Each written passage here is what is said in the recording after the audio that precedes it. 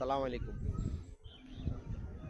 গতকালকের ভোট নিয়ে অনেকের অনেক ধরনের মন্তব্য আছে। অনেকেই বলতেছে নির্বাচন সুস্থ হয় নাই, ভোট কারচুপি হয়েছে, কোনো কোনো এলাকাতে জামাতে জোর করে হারাই দিছে, কোনো কোনো কেন্দ্রে বিতর্ক আছে।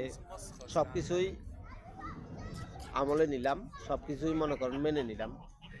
কিন্তু একটা জিনিস আমি খুব লক্ষ্য করলাম, জামাত এনসিপি জোটের সাথে বিএনপি জোটের আসনের পার্থক্যটা কত। আমি সর্বশেষ খবর পাওয়া পর্যন্ত ৭০ থেকে ৭২টা পাইছে জামাতে, এবং বিএনপি ২১০টা আসনের, বিএনপি জোটের ২১০টা আসনের জয়লাভ করছে। ২-৩টা কেন্দ্রে ভোটের জালিয়াতি বা ২-৩টা কেন্দ্রে ভোটের গণনা এবং কিছু ভোট বাজেয়াপ্তের কথা যদি আমরা ধরিয়ে নিই, ২-৩ কেন্দ্র বা ৪ কেন্দ্রে অভিযোগ আছে। তারপরেও তো বিএনপির ৪ কেন্দ্র বাদ দিলেও আরও ২০৬টা কেন্দ্র থাকে। একটা সরকার ক্ষমতায় আসার জন্য ১৫১ থেকে ১৫২টা আসন তার প্রয়োজন। তো জামাতের কিছু কিছু নেতা বিভিন্ন কেন্দ্রে তাদের পরাজয়টা মেনে নিছে, দেশের মানুষের রায়টা মেনে নিছে। ২-৩টা কেন্দ্রে জামাতের আমির সহ, আমরা সাধারণ মানুষ সহ আমাদের ২-৩টা কেন্দ্রের বিষয়ে আমাদের অবজেকশন আছে। তো এই ২-৩টা কেন্দ্র হয়তো প্রশাসনের ভূমিকা বা নির্বাচন কমিশন বা সরকার প্রধানের কিছু দিক নির্দেশনা ২-৩টা কেন্দ্রের ফল বদলাইছে। ব্যাপারটা আসলে বেদনাদায়ক। কিন্তু সর্বোপরি একটা কথা বলতে হয় যে তারেক রহমান এবং জামাতের আমিরের জনপ্রিয়তার ক্ষেত্রে আমি গত কয়েকদিন আগে একটা ভিডিও দিছিলাম যে রাষ্ট্র পরিচালনার জন্য তারেক রহমান একজন যোগ্য ব্যক্তি এবং জামাতের আমির একজন সৎ মানুষ। তবে রাষ্ট্র পরিচালনা করার মতো ওই যোগ্যতাটা ওনার আসে নাই। উনি হয়তো সততা আছে, ওই মেধাটা ওনার ভিতরে নাই। তো এটার প্রমাণ হলো জামাতের আমির তার নিজ আসনে বা নিজ এলাকায় পরাজয় হয়েছে। আর ঢাকার একটা আসনে বা আর একটা মোট 2টা আসনের মধ্যে একটা আসন জামাতের আমির জয়লাভ করছে। আর তারেক রহমান তার যোগ্যতার পরিচয় দিয়ে 2টা আসনেই তার জয় লাভ করছে। ওই 2টা আসনে কোনো অবজেকশন নাই, সাধারণ মানুষেরও নাই, জামাতেরও নাই, বা অন্য অন্য আসনগুলার কেউ ওই 2টা আসন নিয়ে কোনো প্রশ্ন রাখে নাই। এবার আসেন সারা দেশের বিষয়। আমরা আসলেও এমন একটা জাতি, এমন একটা মূর্খ জাতি, আমরা সৎ চিনি না। তারেক রহমান নির্বাচিত হয়েছে বা বিএনপির কিছু নেতা নির্বাচিত হওয়ার জন্য কোনো আফসোস নাই। সবচেয়ে বড় দুঃখ লাগলো এদেশের মানুষ ডক্টর তাসলিম জারার মতো মেয়েকে সংসদে ফাটায় নেই, নাসিরউদ্দিন পাটোয়ারির মতো ব্যক্তিকে সংসদে ফাটায় নেই, মামুনুল হকের মতো এত বড় আলেমকে সংসদে ফাটায় নেই, আমির হামজার মতো একটা ব্যক্তিকে সংসদে ফাটায় নেই।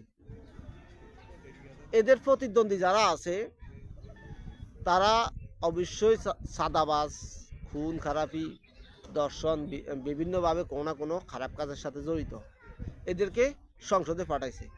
তো পাঠাই কী হইব? এরা সংসদে যাই কী করব? সংসদে যাই আপনি যদি একটা গরু ছাগলের সংসদে পাঠান, ওই গরু ছাগল সংসদে যায় আপনার জন্য কি করতে পারবো? কিছু যোগ্য মানুষে আমরা যেভাবে অবহেলা করলাম, ঢাকা ৮ আসনের নাসিরউদ্দিন পাটোয়ারির মতো ব্যক্তি সংসদে যাইতে পারে নাই, খুবই দুঃখজনক, খুবই কষ্টদায়ক। আমাদের দেশের ৭০% মানুষ এখনও আলেম ওলামার প্রতি সম্মান, আলেম ওলামার গুরুত্ব এখনও বুঝে নাই। অনেকেই জামাতকে ঘৃণা করে, ভালো কথা, জামাতকে ঘৃণা করে ভালো কথা, কিন্তু জামাত ছাড়াও কি বাংলাদেশে আর কোনো আলেম বা ইসলামী রাজনীতি দল নাই? জামাত একটা 11 দলের মধ্যে একটা দল, বাকি 10 দল তো আপনারা 10 দলের মধ্যে 3-4টা আছে ইসলামী দল, ওদেরকে তো জয়যুক্ত করতে পারতেন। বাদ দিলাম জামাত জোটের কথা, বাদ দিলাম, শর্ম নাই। সারা বাংলাদেশে প্রায় 297-95 আসনে তারা প্রার্থী দিছে। কই 20-30টা আসন তো সর্বনারে দিতে পারতেন। মত পার্থক্য থাকতেই পারে, ভালো খারাপ হয়তো আলেমদের মাঝে একটু মত পার্থক্য থাকতে পারে, কিন্তু সবার লক্ষ্য উদ্দেশ্য বাংলাদেশে ইসলাম কায়েম করা। কিন্তু আমরা কি করলাম? এই দেশের মানুষ, সাধারণ 70% মানুষ ইসলামের প্রতি বা আলেম ওলামার প্রতি কিছুটা চুলকানি আছে। সবাইরে খারাপ গড়ানে বললে, তাইলে যদি বলি বিএনপির 210টা নির্বাচিত এমপি, এরা সবাই কি আলেমের চেয়ে বেশি যোগ্যতা রাখে? এরা কি এই 210 জন নির্বাচিত সংসদ সদস্য কি বাংলাদেশে ইসলাম কায়েম করব? না।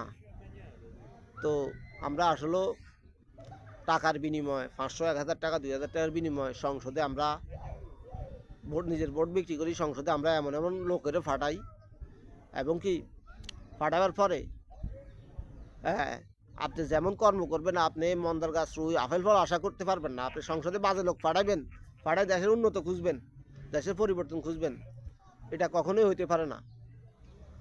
তো আমাদের কর্মের উপরে আমাদের দেশের ভবিষ্যৎ নির্ভর। গত 50-54 বছরে আমাদের দেশের পরিবর্তন না হওয়ার একটাই মানে আমাদের দেশের সাধারণ জনগণ। আমরা তারেক জিয়াকে অবশ্যই সম্মান করি, বিএনপির কিছু না তাকে সম্মান করি।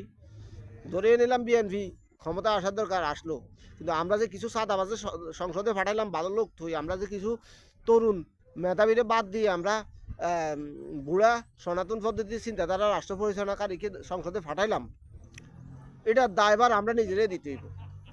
সারা পৃথিবীর মধ্যে আমরা বাঙালিরা একটা বোঝা হয়ে গেছে, আমাদের পাসপোর্টের কোনো ভ্যালু নাই, আমাদের কর্মীদের কোনো দাম নাই পৃথিবীর কোথাও। আমাদের দেশের দুর্নীতিতে আমরা চ্যাম্পিয়ন হয়েছি 5 বা 6 বার। এটার একমাত্র কারণ হলো আমরা নিজেরাই, আমাদের মূর্খতা, আমাদের বুদ্ধি প্রতিবন্ধিততা আমাদের দেশের উপরেই একটা অভিশাপ হিসেবে প্রমাণ হয়। তো একটা কথা সর্বশেষ আমি বলি যে নির্বাচনে জয় পরাজয় থাকবেই, 2-3টা কেন্দ্রে হয়তো অবজেকশন থাকতে পারে, তাই বলি 210টার মধ্যে 2-3টা কেন্দ্র 10টা আসনে বাদ দিলাম, বিএনপি জয় পাইছে, এটা দেশের মানুষের ভোটেই পাইছে। কোনো জুলুম করি বা আওয়ামী লীগের মতো কোনো কিছু করি বিএনপি জয় পায় না, এটা সত্য কথা। 2-4টা আসনে যদি অবজেকশন থাকে, এগুলার কথা আমরা হিসাব বাদে দিলাম, এগুলা ধরেই নিলাম বিএনপি জামাত জোটে দিয়ে দিলাম। এরপরেও বিএনপি দেশের জনগণের ভোটে নির্বাচিত হয়েছে। তারেক রহমান প্রধানমন্ত্রী হিসেবে যোগ্য লোক। হ্যাঁ, প্রধানমন্ত্রী হিসেবে যোগ্য লোক তারেক রহমান যোগ্যতার প্রমাণ দিছে, 2টা আসনে জয় পাই। হ্যাঁ, তবে বিএনপির তৃণমূল নেতা সহ সারা দেশে অসংখ্য চাঁদাবাজরা আমরা ভোট দিছি, অসংখ্য লুটপাটকারী সন্ত্রাসে আমরা ভোট দিছি। এটার প্রতিফল আগামী 5 বছর আমরা পামু। আমরা এনসিপির নেতা সারজিদ আলমের মতো ব্যক্তিরা আমরা ভোট দিয়ে জয়যুক্ত করি নাই। তারপর মামুনুল হকের মতো ব্যক্তি, এত বড় আলেমরা আমরা ভোট দিয়ে জয়যুক্ত করি নাই। আমরা একটা চাঁদাবাজ মির্জা আফেজের মতো সন্ত্রাস চাঁদাবাজরা আমরা জয়যুক্ত করছি। নাসিরউদ্দিন পাটোয়ারির মতো আমরা তো মনে করছি নাসিরউদ্দিন পাটোয়ারি 10-20 হাজার ভোটে আগাই থাকবো। তো আমাদের কর্মের উপর নির্ভর করবো আগামী 5 বছর। আপনি যদি দেখবেন, যদি আগামী 5 বছরে দেশের কোনো উল্লেখযোগ্য পরিবর্তন না আসে, খুন খারাপি, দর্শন, খুন, চাঁদাবাজি না কমে, তাইলে মনে রাখবেন এই সব কিছুর জন্য দেশের মানুষ দায়ী, কোনো সরকার প্রধান, কোনো প্রশাসন দায়ী থাকবো না। আমরা মন্দার গাছ রুই আপেল ফল আশা করলে কখনোই হবে না। ধন্যবাদ সবাইকে।